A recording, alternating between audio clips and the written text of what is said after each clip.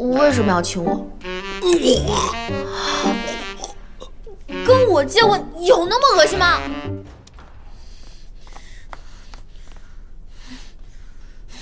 顾南州，你脑子里有水吗？这么明显你都看不出来。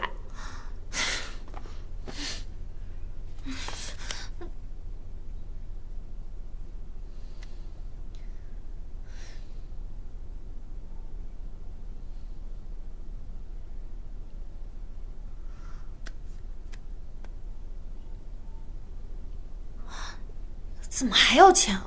这也太坑了吧！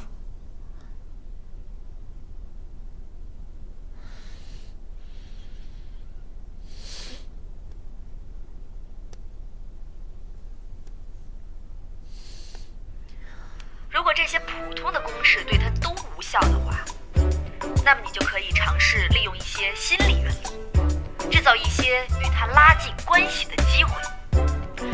比如说这个时候来一场意外的停电，就是个不错的选择。停电？你愿意嫁给我吗？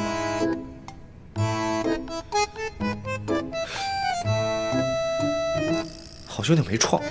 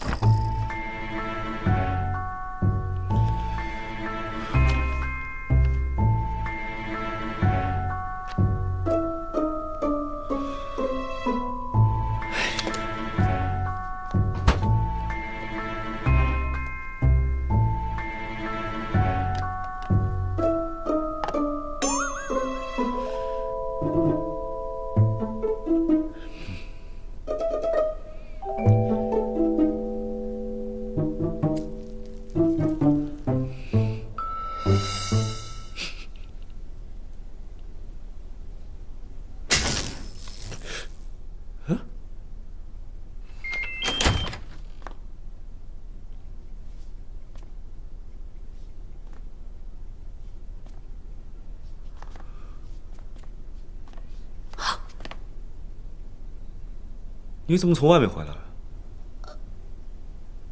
有点事儿。张宇过来找你了？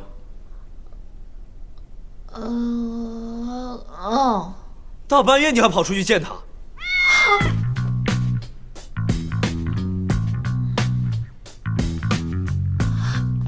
这不是我的草莓慕斯吗？我可是排了半个多小时的队才买到的。我明明写了周建清专属，你怎么还吃啊？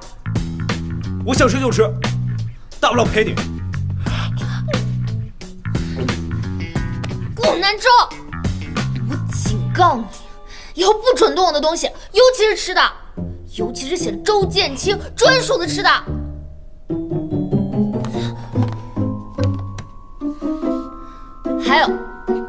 还有一件事情我必须要问清楚。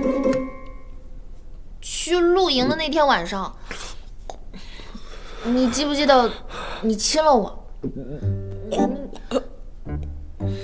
你为什么要亲我？跟我接吻有那么恶心吗？